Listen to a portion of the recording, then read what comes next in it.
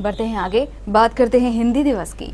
हिंदी भाषा को अधिक से अधिक लोकप्रिय बनाने के लिए तथा हिंदी को राज्य भाषा से राष्ट्रीय भाषा का दर्जा दिलाने के लिए देश के विभिन्न सरकारी एवं गैर सरकारी संगठनों द्वारा अलग अलग स्तर पर प्रयास किए जा रहे हैं। इसी दिशा में कटिहार रेल मंडल द्वारा भी तरह तरह के प्रयास किए जा रहे हैं। इसी क्रम में आज कटिहार रेल मंडल द्वारा हिंदी सप्ताह मनाया जा रहा है।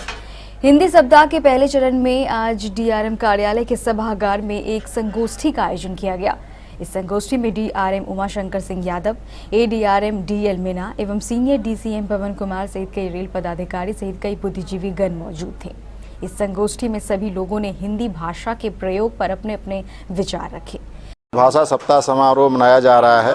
19 सितंबर से लेकर के 25 सितंबर तक। राजभाषा हम लोगों की राष्ट्रभाषा है और हमें इस पर गर्व होना चाहिए।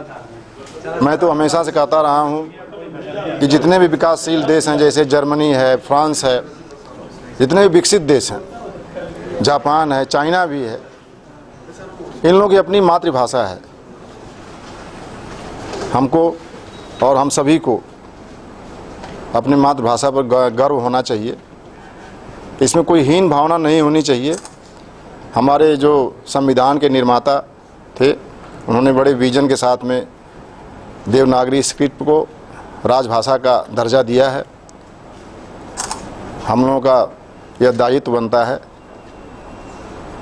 कि हमारे जो ग्रेट लीडर्स ने जो सपना देखा है, उसको हम लोग प्रयास करें पूरा करने के लिए, तथा राजभाषा को वह हर सम्मान मिलना चाहिए जिसके लायक है तथा जिसका संविधान में प्रावधान किया गया है।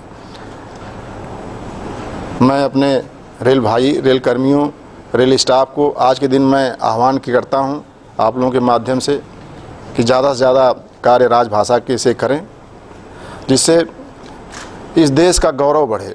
इसके बाद देर शाम को रेलवे ऑफिसर्स क्लब में एक हिंदी काव्य गोष्ठी का भी आयोजन किया गया।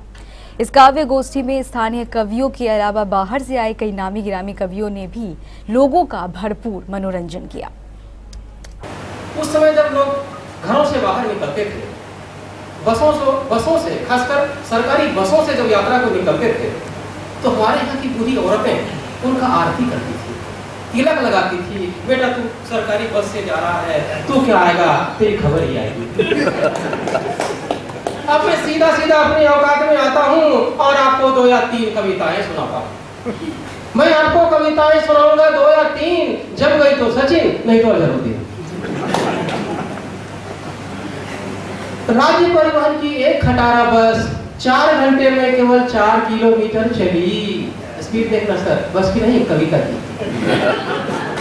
राज्य परिवहन की एक खटारा बस 4 घंटे में केवल 4 किलोमीटर चली। हमने कारण पूछा तो बोले दुर्घटना से देर भली। हमने कारण पूछा तो बोले दुर्घटना से देर भली। 5 बार बस रुकी। मैंने कंडक्टर से पूछा ये बस बार-बार क्यों रुकती है? कंडक्टर बोला एक भैंस परेशान कर रही है। मैंने कहा भैंस तेज चल रही है बस? कंडक्टर बोला अभी तो भैंस ही तेज चल रही है। मैंने कहा जब इतनी धीरे चल रही है तो सामने पीसीओ है, मैं फोन करके आता हूँ, मैं दौड़ कर पकड़ लूंगा। कंडक्टर बोला दौड़ कर नहीं आना, नहीं तो आगे वाले में बैठ जाओगे।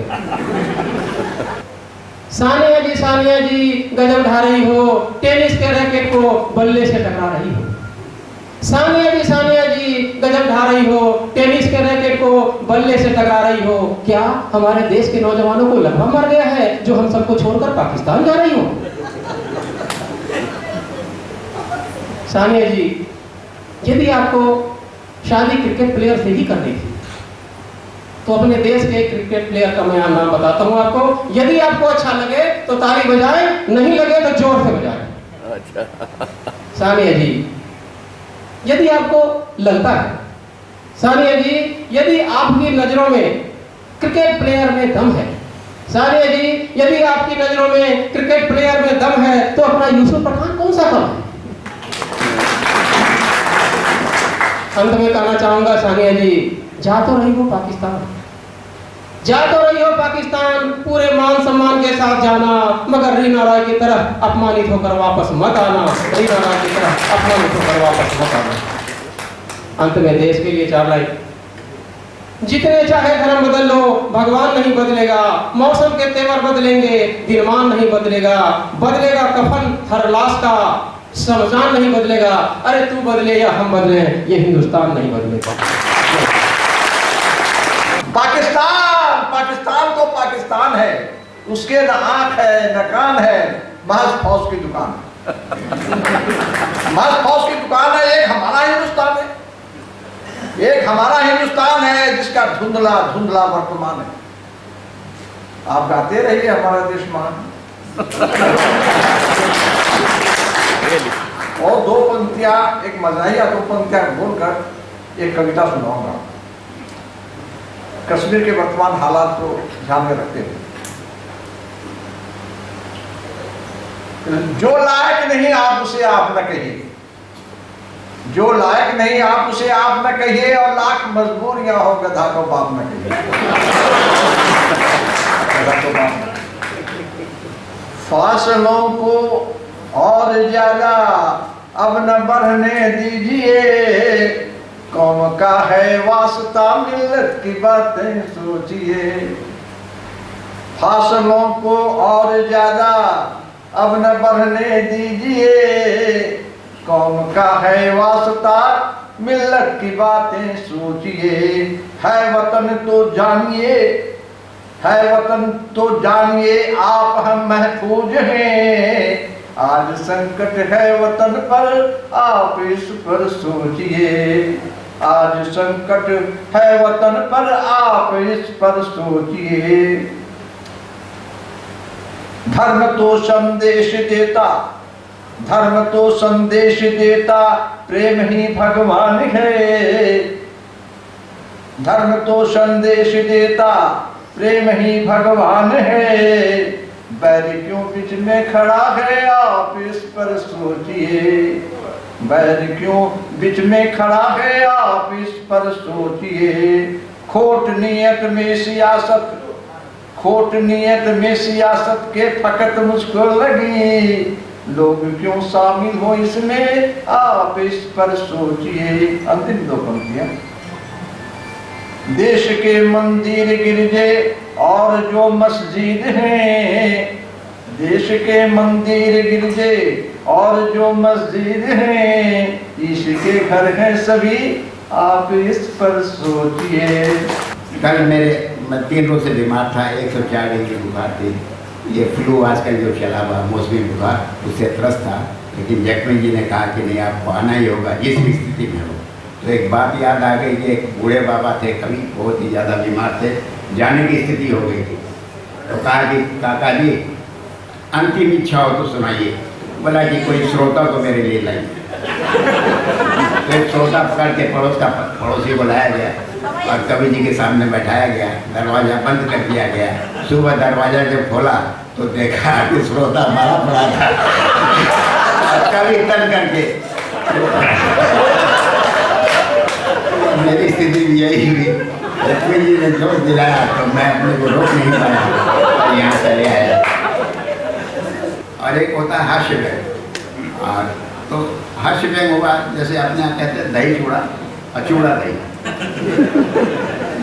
बुझवे करते हैं आपकी चूड़ा दही मानी चूड़ा ज़्यादा, दही थोड़ा सा। और दही चूड़ा मानी दही फूटा और चूड़ा थोड़ा सा। तो ऐसे मैं व्यंग हास्य लिखता हूँ, व्यंग की मात्रा दिख रही है। तो सामने मेरे पात्र बैठे हुए हैं, चौधरी साहब, डॉक्टर साहब बैठे हुए हैं। इनका यहाँ पर चांद लेकर के मुझे एक बात याद आ गई। तो इसी प्रकार के एक श्रोता बैठे हुए थे चांद, तो एक मक्खी यहाँ पर आकर के बैठी, चौधरी साहब के माथे पर बैठी। इतने में एक मक्खी और उड़ करके आई। तो कहा कि क्या बहन, नया जमीन खरीदा है, नया मकान बनवाया है? बोला नहीं, अभी तो प्लॉट खरीदा है।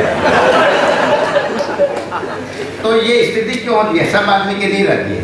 देखिए, सब आदमी की नहीं रहती है। ज़्यादा साहब के भी माता देखिए कितने सगन बाल हैं, अच्छे हैं। हमारे चौधरी साहब ऐसे क्यों हैं? तो हम लोग कैलकुलेशन करते हैं कि जिसके माथे पर अगर माँ हाथ फेरती है माथे पर, तो उसके केस लंबे लंबे सघन जीवंत होते हैं। लेकिन अगर पत्नी यहाँ पर हाथ फेरती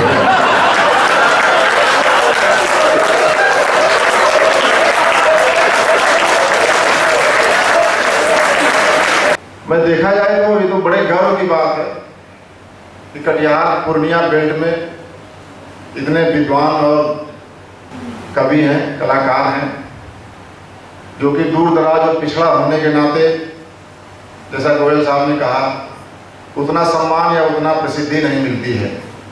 लेकिन आज इस राजभाषा दिवस या राजभाषा सप्ताह जो मनाया जा रहा है, आप लोगों के आने से इसमें 4 चांद लग गए हैं और मैं रेड परिवार की तरफ से फख्र के साथ कह सकता हूँ कि आज हम लोगों का सर आप लोगों को ऐसे ऊंचा है।